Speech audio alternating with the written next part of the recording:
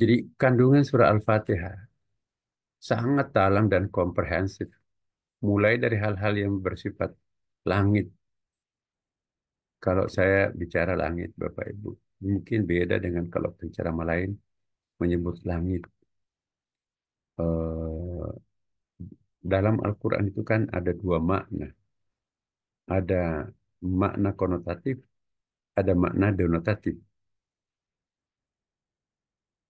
Makna denotatifnya langit yaitu the blue sky. Blue sky itu langit biru di atas itu kan biasa. Itulah yang dimaknai oleh orang awam kita sebagai langit ya kan.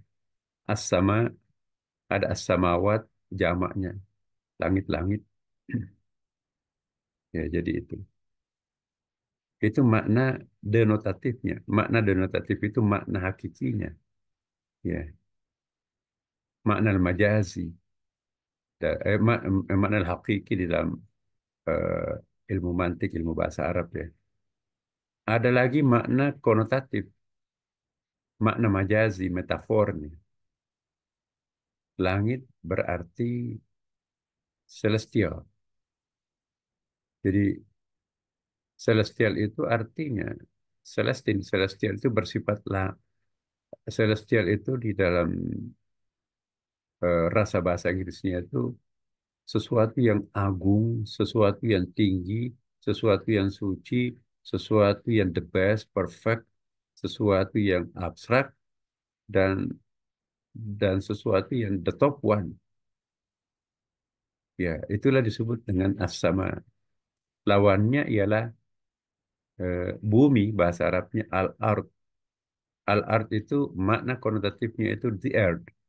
The earth itu artinya bumi yang kita diinjak ini, dan itu pengertian awam kita kan mengartikan bumi ini adalah tanah.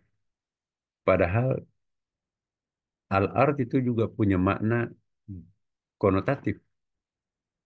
Makna konotatif atau makna majazi Quran itu ialah sesuatu yang sifatnya rendah, mekanikal, ya, cenderung kotor, ya, bau, kasar. Jadi kontradiktif with the celestial one.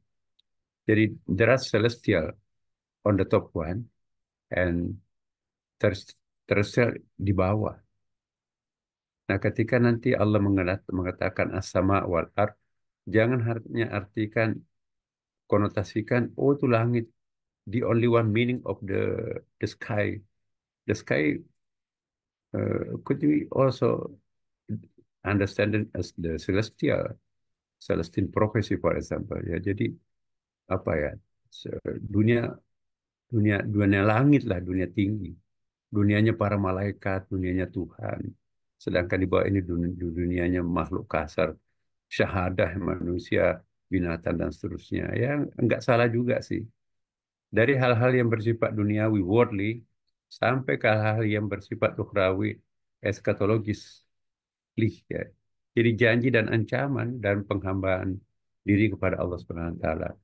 Jadi kandungannya surah Al-Fatihah itu ada hal-hal yang sifatnya worldly, ada yang eskatologis, kehidupan sesudah mati, the life of the dead. Itu satu. Kan ada Malik Yaumiddin kan? Jadi ayat satu, 2, dan 3 Bapak Ibu, itu ayat dunia. Ayat the word. Itu ayatnya sangat worldly. Jadi Allah akan tampil sebagai maha pengasih, maha penyayang, ya terhadap hambanya. Tetapi after Malik Yaumiddin, itu Allah akan tampil apa adanya. Allah juga akan tampil bagaimana seharusnya. وَمَنْ يَعْمَلْ مِثْقَالَ ذَرَّةٍ خَيْرًا يَرَهُ وَمَنْ يَعْمَلْ مِثْقَالَ ذَرَّةٍ شَرًّا يَرَهُ. Barang siapa yang eh, melaksanakan atau barang siapa yang mengerjakan sekecil atom sebuah kebaikan itu pasti akan dibalas. Dan juga sebaliknya untuk kejahatan. Jadi itu ayat-ayat eskatologisnya Malik Yaumiddin. Nah, dari hal-hal yang bersifat duniawi, worldly, sampai ke hal-hal yang bersifat ukhrawi, eskatologis. Janji dan ancaman. Iya karena berdua, iya karena nasta'in. Gairil maghdub yang terancam itu adalah al-maghdub dan ad-dhalin. Nanti kita akan jelaskan what is the real meaning of al-maghdub and ad-dhalin. What is the meaning of al-mustaqim? Istiqamah, qama, yaqumu, iqamah dan seterusnya. Nah, meskipun hanya tujuh ayat dalam surah Al-Fatihah, tetapi ketujuh ayat ini mencakup keseluruhan, baik urusan makrokosmos berupa alam semesta maupun urusan mikrokosmos, ya manusia, baik urusan dunia maupun urusan ukhrawi, baik urusan Tuhan maupun urusan manusia dan alam lingkungan hidupnya. Jadi very very comprehensiveness. What is the meaning of surah Al-Fatihah? Makanya disebut surah Al-Fatihah, acknowledgement. Kita lihat. Ada ulama menyatakan bahwa sesungguhnya surah Al-Fatihah sudah cukup untuk menuntun hambanya menemukan dirinya sendiri, dirinya Allah ya kan. Tetapi Allah Subhanahu wa taala menambahkan suatu surah-surah lain. It's enough for us to direct us to go to the heaven ya kan. Sudah cukup tujuh ayat itu menuntun kita masuk ke dalam surga. But Tuhan itu kan most merciful ya, sangat penuh kasih sayang. Sehingga dia tambahkan more direction. Jadi not only seven ayat ya kan, surah. Tapi ini 6.666 ayat. Iya. Jadi 6.559 ayat itu adalah bonus for us. 7 rambu-rambu menderek kita ke surga. Tapi kalau hanya sedikit rambu, bisa nyasar kita kan. Banyak penggodanya tuh. Hanya bayangkan kalau kita mau ke Blok M. Very rarely, sangat sangat jarang kita lihat mana petunjuk ke Blok M atau mana jalan ke bandara. Tapi kalau banyak petunjuk ke setiap sudut-sudut itu ada petunjuk bandara Soekarno-Hatta ke sana, bandara Soekarno-Hatta belok kanan, belok kiri dan seterusnya. Setiap perapatan itu ada petunjuk jalan ke bandara. Apakah orang itu bisa tersesat? Enggak lah. Tapi kalau hanya di jalan protokolnya, perapatan jalan protokol ada lurus arah bandara. Masih bisa kita tersesat. Jadi 7 jalan protokol itu cukup memberikan data mana menuju surga.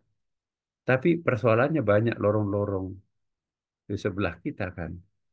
Maka itu Allah melengkapi setiap lorong-lorong persimpangan itu dengan rambu-rambu. Maka jadilah ayat itu 6.666 ayat. Seharusnya hanya 7 ayat, tapi ditambah menjadi 6.666 ayat. Itu kan Allah, man. Di situlah maknanya Ar-Rahman Ar-Rahim. Kita nggak sadar ini, Bapak Ibu.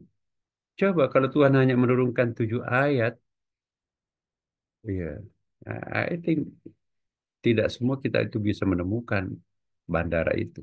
Tapi karena directionnya begitu banyak, Alhamdulillah.